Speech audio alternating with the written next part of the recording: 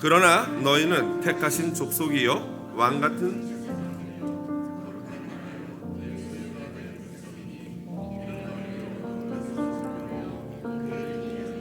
들어가게 하시니에 아름다운 덕을 선포하게 하려 하심이라. 아멘. 베드로전서 2장 9절 말씀 가지고요, 교회론 첫 번째 이야기, 부르심과 보내심이라는 제목으로 말씀의 은혜 나누도록 하겠습니다. 2024년이 밝았습니다.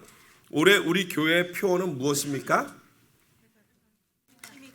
그렇죠. 해가 힘있게 돋은같이. 주보 보시면 아마 새롭게 단장된 주보 보실 수 있을 것입니다. 영어로 이 사사기 5장 31절을 다 써놨는데요, 그 중에서도 Be like the sun이라는 이 핵심 부분만 큰 글씨로 해놨습니다. 우리 다 함께 외쳐볼까요? 시작! 해가 힘있게 돋은같이. 좀 많이 안 해보신 것 같아요. 해가 힘있게 돋은같이, 이겁니다. 다 같이 오른손 딱 쥐시고, 아니 권사님 잠깐만요. 딱 지목 주시고 제가 시작하면 같이 하는 거예요. 시작. 해가 힘있게 돋은같이. 아멘. 아멘. 해가 힘있게 돋은 같은 은혜가 넘치는 2024년 되시기를 주님의 이름으로 축복드립니다. 단 조건이 하나 있어요. 해가 힘있게 돋는 은혜는 누구에게 주시는 은혜입니까? 이 5장 31절을 보면요, 주를 사랑하는 자들은 이라고 시작을 합니다. 주를 사랑하는 자들은 해가 힘있게 돋는 은혜가 있을 줄로 믿습니다.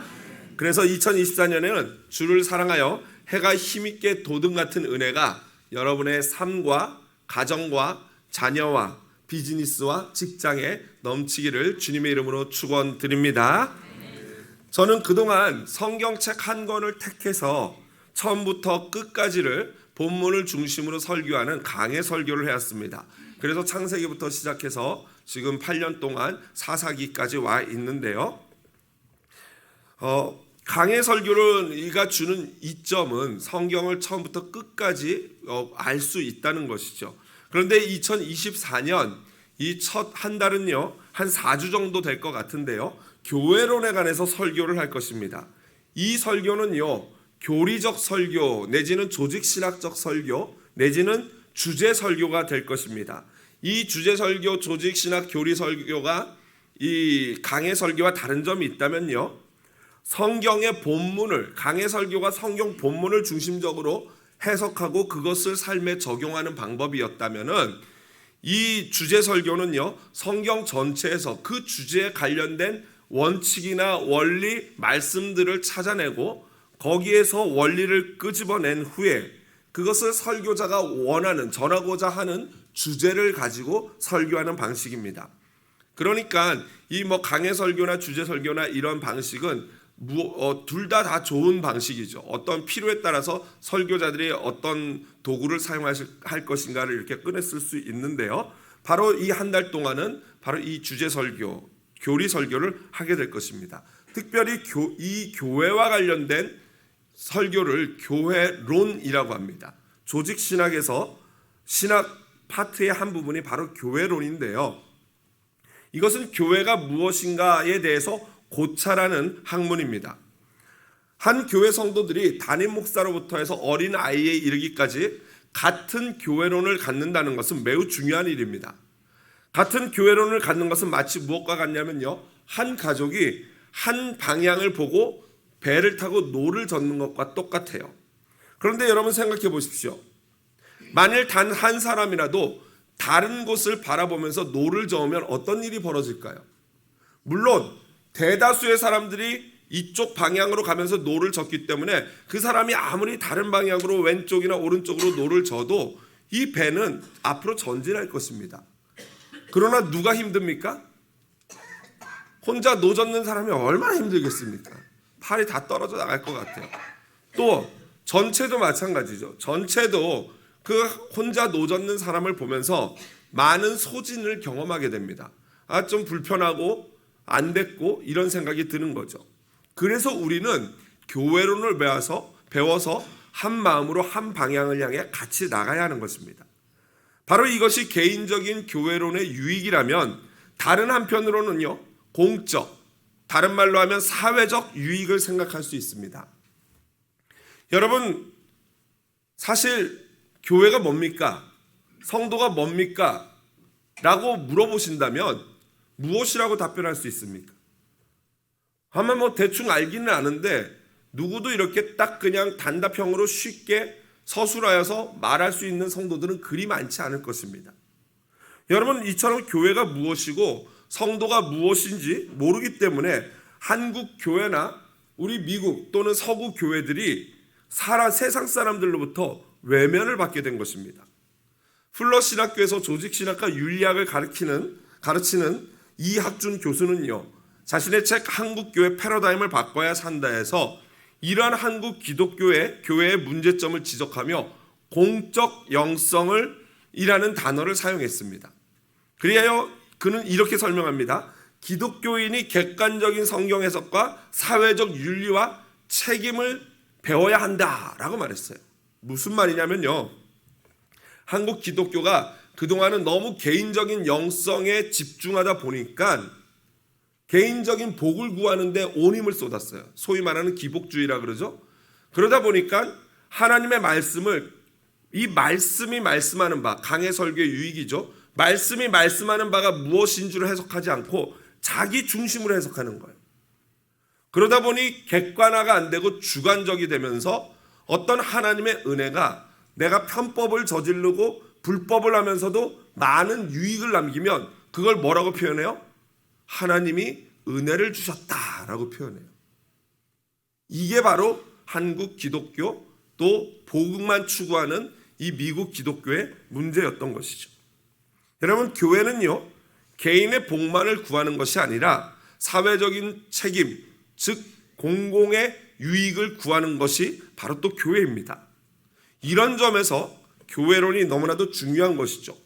교회론의 부재는 성도 정체성의 부재로 연결됩니다. 내가 누군지 모르는 거예요. 성도가 누군지 모르는 거예요. 그런 점에서 저는 거의 매년 초에 교회론을 집중적으로 설교를 하는데요, 앞으로 4주 내지는 3주 정도를 이 교회가 무엇인지에 대해서 깊이 묵상하고 연구하여 깨달을 수 있는 시간이 되기를 주님의 이름으로 부탁을 드립니다. 사실 이걸 준비하면서 제가 너무 힘들었어요.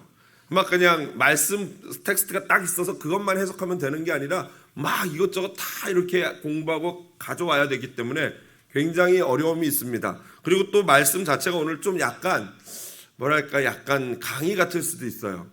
그래서 여러분들 정신 바짝 차리시고 옆에 분 졸지 않도록 허벅지를 꺼집어 주시면서 집중해서 들으시면은 굉장히 또 많은 신앙에 도움이 될 것입니다. 사실은 이런 설교가 진짜 중요하거든요.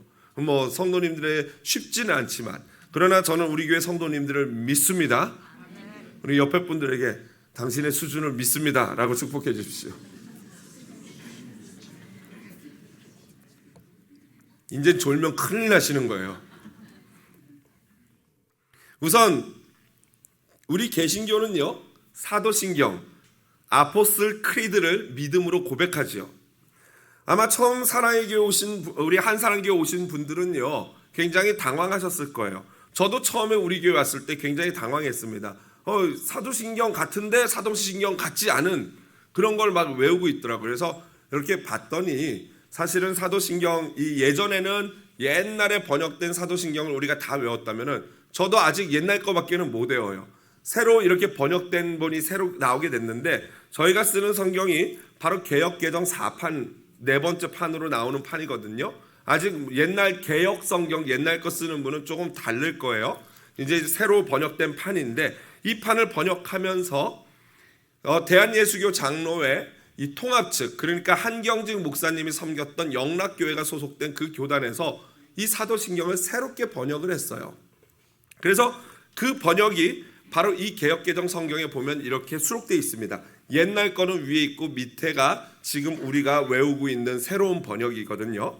그런데 사실 이 사도신경은 2세기 초 초대교회에서부터 시작이 된 것들을 편집해서 나중에 한 5세기경에 거의 지금의 형태로 완성이 됐는데요.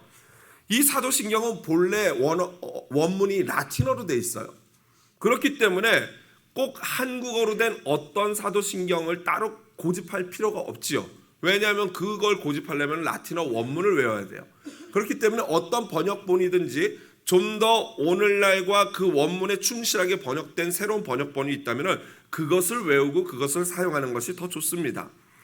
그런데 본래 라틴어 원문 보면 아시면 여러분 약간 충격받을 수 있어요.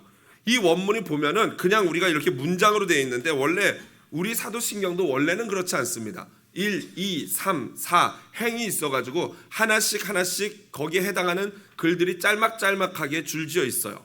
그래서 1행부터 18행까지 이루어져 있는데요. 그 라틴어 원문에 보면은 우리 번역본과 약간 다른 부분이 나와요. 그게 바로 9행인데요. 라틴어 원문으로 한번 볼까요? 9행이 보면 이렇게 되어 있습니다. 저기 앞에 위에 나와 있는 거는요, 영어가 아니라 바로 라틴어예요. 그래서 이거를 읽어보자면은, 네, 그렇습니다. 한국말로 읽어보겠습니다. 지옥에 내려가셨다가 라는 이 부분이 원문에는 있어요. 그런데 우리 한국 번역본에는 저걸 뺐어요. 왜냐하면 굉장히 당황스러운 부분이잖아요. 그런데 천주교는 저것을 그대로 번역해서 저승에 가시어라고 번역을 하긴 합니다. 이것이 사도신경에 들어간 이유는요, 여러분 오늘 우리가 베드로전서 2장 9절을 봤는데 3장 19절을 보면 이렇게 되어 있습니다. 그가 또한 영으로 가서 옥에 있는 영들에게 선포하시니라. 이 문장 여러분 어떤 의미인지 이해하실 수 있습니까? 그는 예수님이에요. 또한 영으로, 예수님이 영으로 가셨다. 그리고 옥에 있는 영들에게, 옥은 어디고 옥에 있는 영들은 또 누구의 영들인가? 이거에 대해서 학자들의 의견이 분분합니다. 그래서 아직도 지금까지도 무엇이 정답인지가 나와 있지 않아요. 제가 신학교 다닐 때도 교수님이 이 구절 한 구절을 주면서 이 구절에 대해서 한번 주해를 달아와라, 해석해와라 라는 숙제를 주실 정도였어요. 아마도 뭐 여러 가지 해석이 있지만 이건 나중에 좀 설명을 하고, 천주교는 바로 저 옥에 있는 영들이 아직 지옥도 가지 못하고 천국도 가지 못한 사람들이다 해가지고 연옥교리가 이 구절을 근거로 나왔던 것입니다. 그래서 연옥에 있는 너의 부모님이 연옥에 가 있는데 이 500만 원만 내고 5,000불만 내고 이 면죄부를 사면 너희 부모님이 천국에 갈 수 있어. 그러면 여러분 어떻게 하시겠습니까? 당연히 사죠. 당연히 사죠. 형편이 되는 사람은 살 거 아닙니까? 그래서 이 중세 카톨릭이 문제가 있었던 거죠. 그런데 우리 개신교는 그래서 이 부분을 생략한 겁니다. 이 구절에 대한 건 나중에 따로 살펴보도록 하고요. 나중에 기회가 되면 사도신경을 자세히 살펴보면서 그때 함께 또 살펴보도록 하겠습니다. 사실 오늘 제가 여러분께 말씀드리고 싶은 부분은 우리 사도신경의 14행부터 18행 사이에 13행부터 18행 한번 띄워주시면요, 거기에서 14행입니다. 같이 한번 읽어볼까요? 나는 성령을 믿으며 거룩한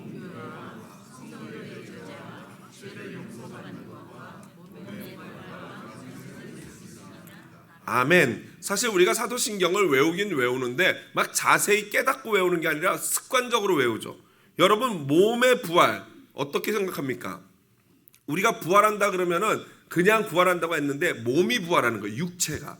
이걸 아셔야 되고, 오늘 더 말씀드리고 싶은 건 14행이죠. 거룩한 공교회를 믿습니다라는 거예요. 여기서 공교회와라고만 돼 있지만 맨 17행 끝에 뭐가 있습니까?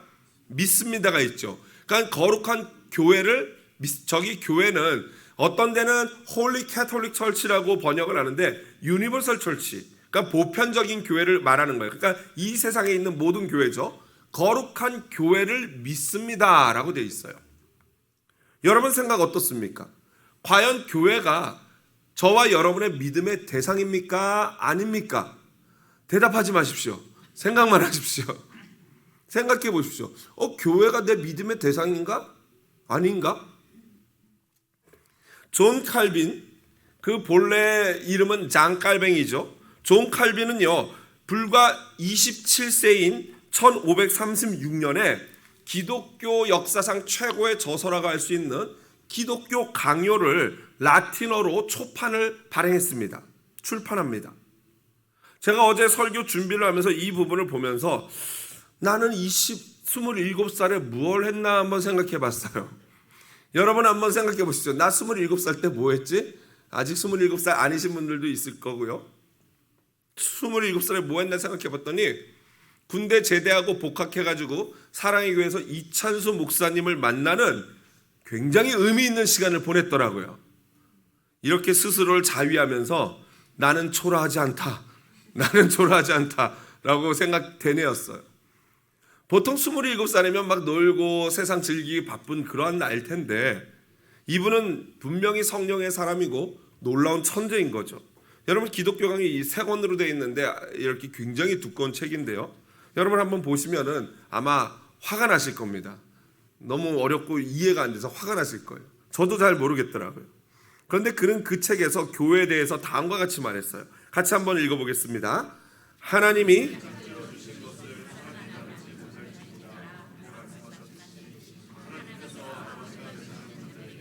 교회가 또한 그 어머니가 되도록 하셨다. 무슨 말입니까? 하나님을 아버지로 부르는 저와 여러분 같은 성도들에게는 교회가 뭐라는 거예요? 엄마라는 거예요. 이것은요, 칼빈이 어떤 비유를 가지고 이 말씀을 보았냐가 바로 마가복음 10장 9절이죠. 즉 그리스도와 교회의 관계를 아담과 하와의 관계로 보았다라는 것입니다. 사도 바울 역시도 다르지 않습니다. 사도 바울이요 에베소서 5장을 보면요 부부의 관계에 대해서 얘기하죠. 에베소서 5장 22절에 보면은 아내들이여 남편에게 순종하기를 죽게 하듯 복종하라라고 했어요. 그리고 28절에 보면 남편들이여 아내 사랑하기를 그리스도께서 교회를 사랑하시듯 하라라고 말씀하셨어요.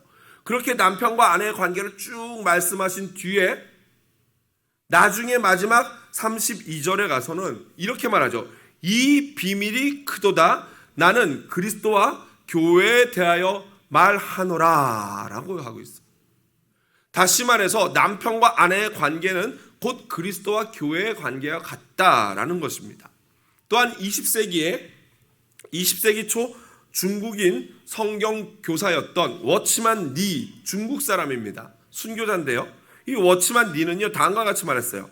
하와가 아담의 다른 형태이듯이 교회도 그리스도의 다른 형태일 따름이다. 이제 교회는 바로 곧 그리스도라는 것을 우리는 알게 된다. 여러분 저는 워치만 리의 이 말이 의미는 알겠지만 조금 표현적으로 너무 같지 않나, 너무 앞으로 가지 않았나라는 생각을 좀 합니다. 그런데 충분히 그의 말을 이해할 수 있는 것은요, 그는 하나님의 창조 질서 안에서 칼빈처럼요, 하와가 누구에게서 나왔습니까? 창조 질서라는 건 하와가 누구에게서 나왔다는 거예요? 아담의 갈비뼈로 만든 존재 아니겠습니까? 아담의 갈비뼈에서 나왔듯 다시 말해서 아담과 하와는 뭐예요? 둘이에요, 하나예요? 하나라는 거예요. 본질적으로 하나라는 거예요. 그와 같이 그리스도에게서 교회가 나왔잖아요. 그렇기 때문에 그리스도와 교회는 본질적으로 하나다라는 것입니다. 자, 그렇다면은 교회가 곧 그리스도입니까? 그건 또 아니잖아요. 그렇죠? 이 교회가 곧 그리스도냐라는 이 질문은 아까 사도신경 13행에서 여쭤봤던 곧 교회가 믿음의 대상이냐 아니냐 이 질문과 사실은 동일한 질문이죠. 교회가 믿음의 대상입니까 아닙니까? 이 질문이에요. 이 질문에 대해서 스위스 출신의 위대한 학자인 사제 한스 퀸은요 이렇게 말했습니다. 같이 읽어보겠습니다.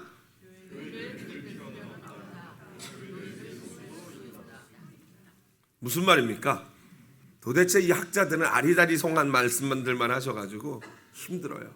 교회를 믿을 필요는 없다. 그러나 교회를 믿을 수도 있다. 이것은요 먼저 교회를 믿을 필요는 없다라는 것은 교회가 곧 하나님은 아니다라는 거예요. 교회는 곧 하나님이 아니죠. 그런데 가톨릭의 문제가 뭐예요?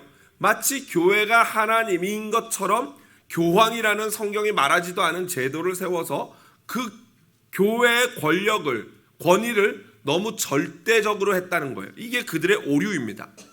하지만 동시에 교회는요, 오늘날 교회의 권위가 땅으로 떨어지지 않았습니까? 또 우리 기독교 같은 경우에는.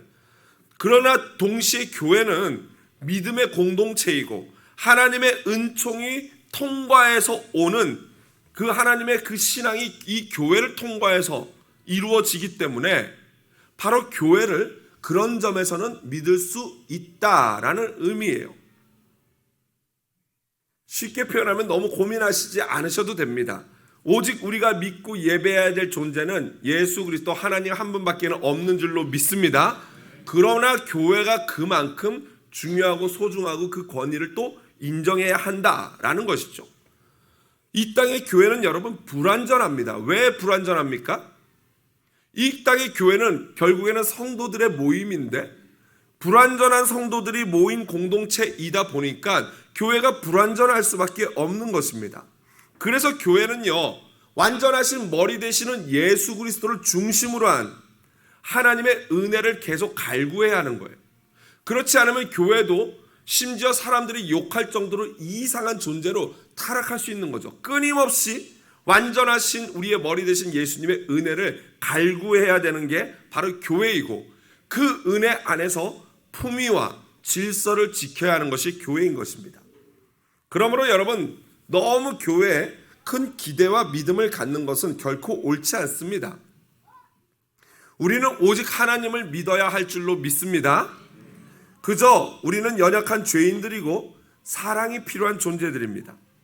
서로 용납하며 사랑하며 나가는 공동체가 되어야 합니다. 그래서 서로가 서로를 바라볼 때 좀 더 여유 있는 눈으로 바라봐야 돼요. 가끔 가다 보면은 그렇게 말씀하는 분들이 있어요. 아니 어떻게 장로님이 그러실 수 있어? 라고 말씀하시는 분이 있어요. 아 진짜 어떤 경우에는 장로님들이 말도 안 되는 그런 범죄를 하고 편법을 저지를 수 있죠. 그런 분들을 제외하고 일반적인 경우를 말하는 거예요. 어떻게 장로님이 그럴 수 있어? 어떻게 권사님이, 어떻게 안수 집사님이 그럴 수 있어? 이렇게 얘기하잖아요. 제가 답을 드리면요, 그럴 수 있어요. 그럴 수 있어요. 왜요? 그렇습니다. 우리가 모두 죄인이기 때문에 그렇습니다. 그래서 우리 옆에 앉아 계시는 분에게 옆에 계시는 분 어깨나 허벅지를 칠 수 있는 부부관계다 이런 분이면 어깨나 허벅지를 톡톡 쳐주면서 이렇게 말씀해 주세요. 측은한 눈으로 바라보면서 그럴 수 있어. 그럴 수 있어. 여러분, 이 교회는요, 어떻게 그럴 수 있어라고 보는 곳이 아니라 그럴 수 있어라고 보는 것이 교회인 줄로 믿습니다.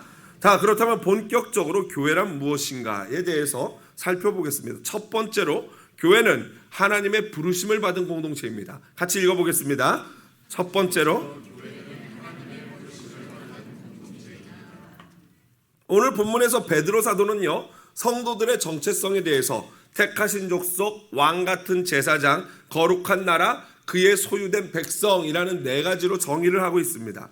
이것은 성도가, 즉 교회가 예배와 관련된 존재이며 하나님의 택하신 백성으로 왕이신 하나님의 통치를 받는 존재다라는 것을 선포하는 것입니다. 하나님은 이처럼 예배하고 하나님의 백성다운 삶을 사는 자들을, 우리를 그 일을 위해서 부르신 것입니다.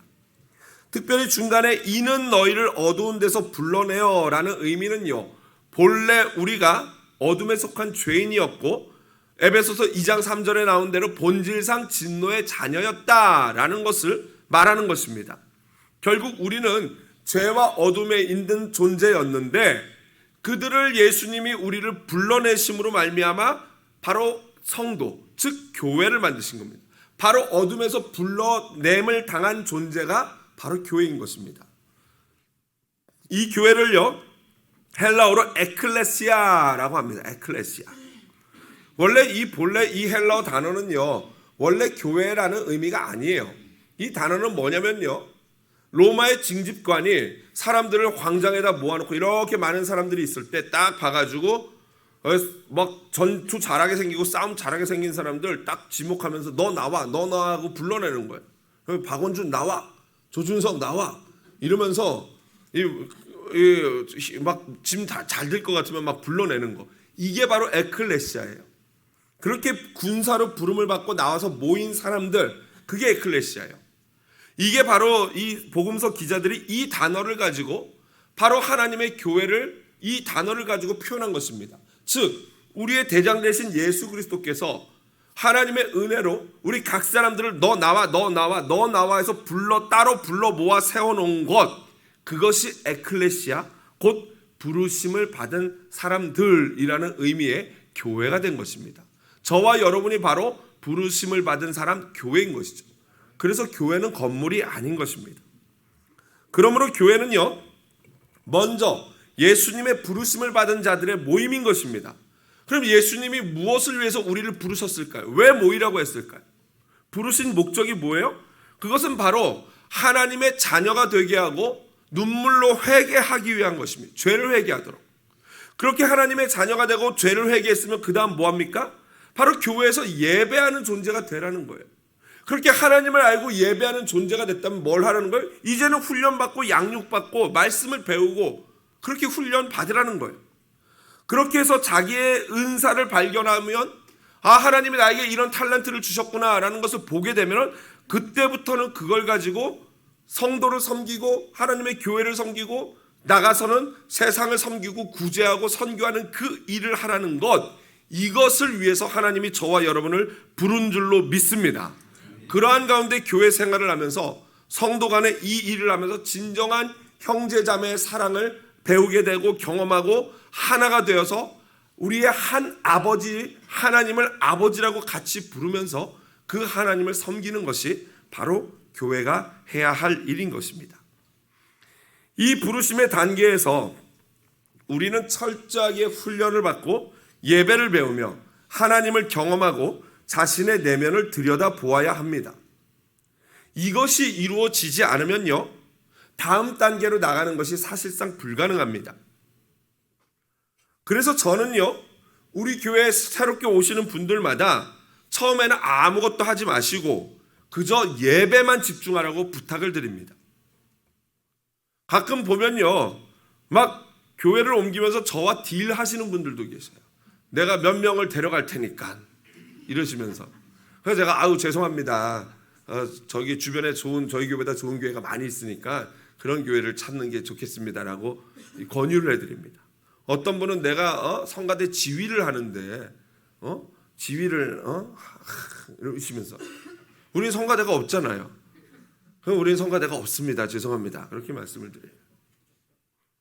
여러분, 교회는요, 그렇게 내가 사역하러 일하러 오는 것이 절대 아니에요.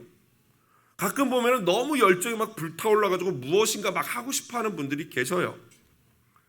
그런데 또 반면에 어떤 분은 너무나 열정이 없어가지고 이미 이전 교회에서 다 소진했어요.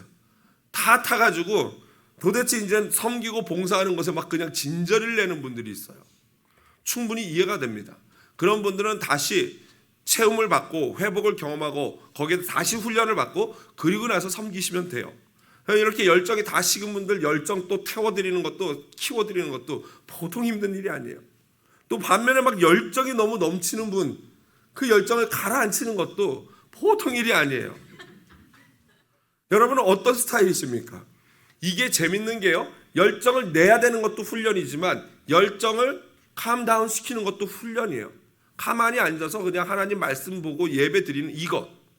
그래서 이 훈련, 첫 번째 부르심에 대한 마땅한 반응과 훈련이 안 된 분들은요, 무엇인가 맡겨놓으면 어떻게 됩니까? 난리가 나요. 막 배가 산으로 가고 막 그냥 그 공동체에 문제가 생기고 막 이게 무슨 권력이라고 뭐 무슨 장짜리 하나 딱 주면은 막 칼자루 쥐어가지고 막 다들 막 푹 찌르고 다니시고 막 다들 막 마음이 벌집되고 이런 일들이 벌어져요. 그렇기 때문에 먼저 부르심에 대한 반응으로서 예배와 훈련에 집중해야 할 줄로 믿습니다. 사실 어떤 의미에서요, 하나님은요, 저와 여러분의 사역에 관심이 없으셔요. 여러분 그거 아십니까? 내가 뭘 하든지 하나님은 그게 별로 관심이 없어요. 제가 하나님 앞에 나중에 서가지고 제가 그래도 200명 목회하다 왔습니다, 하나님. 이럴 수 있을 것 같아요? 옆에서 어떤 목사님이 나는 1000명입니다. 이럴 수 있을 것 같아요? 관심 없어요, 하나님은 그거에. 하나님은 그럼 무엇에 관심이 있을까요? 하나님은요, 저와 여러분 존재 자체에 관심이 있는 줄로 믿습니다. 하나님이 귀하게 보시는 것은 내가 무슨 일을 하느냐가 아니라 너 자체예요. 내가 너를 얼마나 사랑하는지, 내가 너를 위해서 십자가에 내 독생자를 내어준 것을 네가 아느냐? 이게 관심이 있으신 거예요. 그러므로 그 하나님의 사랑과 하나님을 알고 사랑을 알고 하나님과 교제하는 법을 우리는 배워야 하는 것입니다. 그리고 그 하나님을 알고 사랑하고 교제하는 법이 뭐예요? 바로 예배라는 것이. 그래서 여러분 예배가 중요한 것입니다. 여러분 기도를 많이 해요. 말씀도 많이 읽어요. 이거 하나도 중요하지 않다고 말할 수 없지요. 중요합니다. 너무 중요해요. 그런데 그것보다 중요한 건 뭐예요? 그 중심이에요. 중심. 그 중심. 제가요, 여러분들 성경 좀 읽었으면 좋겠다 해서 막 달력에다가 그렇게 새겨진 창세기 1장 3장 뭐 이렇게 새겨진 그런 달력 드리고 막 연말에는 혹시 75인치 TV가 있을지도 몰라요. 막 이렇게. 이제 들으셨어요? 이런 떡밥 아닌 떡밥을 던지는 이유가 뭐겠습니까? 그렇게라도 성경 읽었으면 좋겠다는 거죠. 여러분, 그런데 그것 때문에 읽으면 그게 무슨 의미가 있겠습니까? 유대인들은요, 성경 두루마리에다가 꿀을 바른대요. 그래서 아이 보고 그걸 핥아보라고 한대요. 그 아이가 그걸 핥겠죠. 어때요? 하나님의 말씀은 무엇보다 달다? 꿀송이보다 달다. 이거를 실제로 가르쳐 주는 거죠. 그런데 아이가 다 커서도 어른이 돼서도 아빠 꿀 좀 발라주세요. 이러면은 말이 되겠습니까? 마찬가지죠. 여러분, 제가 오죽 답답하면 75인치 막 이런 낚시를 하겠습니까? 그렇게라도 말씀을 읽기 시작해서 진짜 나를 사랑하는 아버지의 마음을 거기서 보면서 그 자체에 감격하고 그게 너무나도 기뻐야 하는 것이죠. 여러분, 하나님은요, 우리 존재 자체를 위해서 예수님을 주신 분인 줄로 믿습니다. 그리하여 예수의 그 기이한 빛으로 인하여, 십자가 빛으로 인하여서 그 빛에 들어와서 함께 교제하기를 원하는 거예요. 하나님이 원하는 건 바로 교제예요. 만남. 그것이 곧 예배예요. 이러한 부르심에 대한 감격과 감사, 확신이 있을 때 교회와 성도는 건강할 줄로 믿습니다. 두 번째로, 교회는 하나님의 보내심을 받은 공동체입니다. 같이 읽어보겠습니다.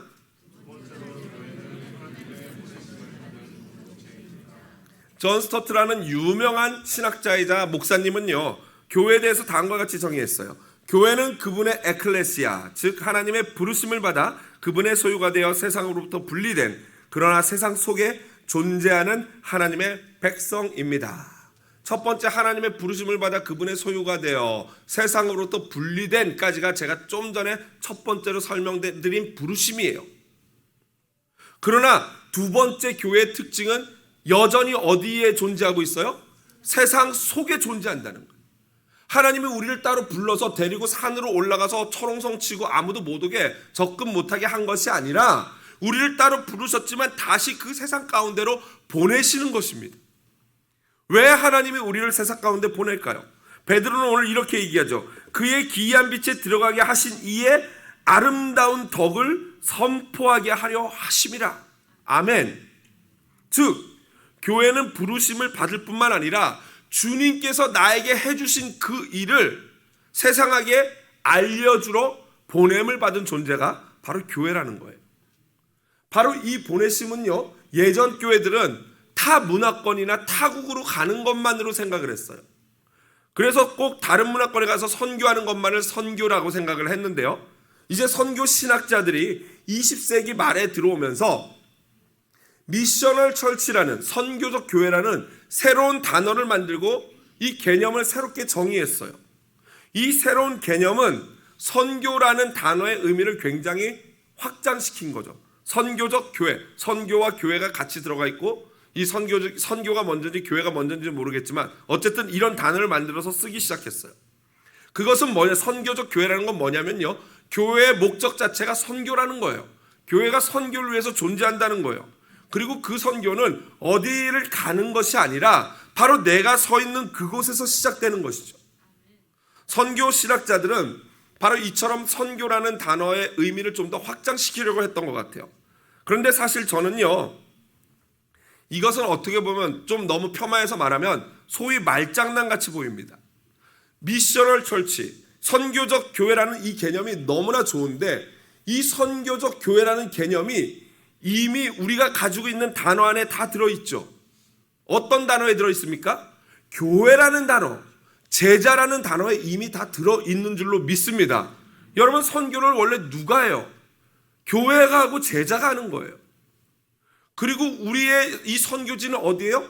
이미 제자들은 예수님께 12사도로 부름받은 제자들도 있었지만 그 외 나머지 수많은 제자들은 자기가 살고 있는 그 가정과 자기의 삶의 터전과 자기의 직장과 자기의 자녀들에게 선교사였던 거예요. 그게 바로 제자예요. 그러니까 특별히 분명한 것은 뭐 선교적 교회인지 교회가 뭔지 모르겠지만 분명한 것은 제자와 교회라는 이 단어 안에는요, 땅끝까지 복음을 전해서 열방을 예수 그리스도의 제자 삼고 그들을 온전한 하나님의 예배자로 세우는 것, 그것이 바로 제자와 교회의 사명이라는 것입니다. 이게 바로 보내심을 받은 자들의 사명인 줄로 믿습니다. 자꾸 여러분 먼 곳을 바라보지 마십시오. 먼저 내 자신과 내 가정을 보십시오. 선교적 교회 개념의 출발점인 영국의 선교사 레슬리 뉴비긴은요, 수십 년 동안 이 아시아 지역, 인도라고 알고 있는데요, 이 지역에 와서 수십 년 동안 선교를 했어요. 그리고 이제 선교를 끝내고 고국인 영국으로 돌아갔습니다. 그런데 영국에 와서 봤더니 이 선교사님이 충격을 받았어요. 어떤 충격이요? 영국의 교회들이 다 무엇으로 변해 있어요? 술집이나 나이트클럽으로 변해 있는 걸 보게 됐어요. 그러면서 선교사님이 느낀 건 자신이 복음으로 보냄받았던 그 나라가 내가 갔던 선교지보다 더 불모지 선교지화되어 있었던 것을 발견하게 되면서 선교적 교회, 미셔널 철치라는 개념을 생각하게 된 거예요. 선교지가 먼 곳이 아니라 바로 이곳에서 동시에 같이 가야 되는구나.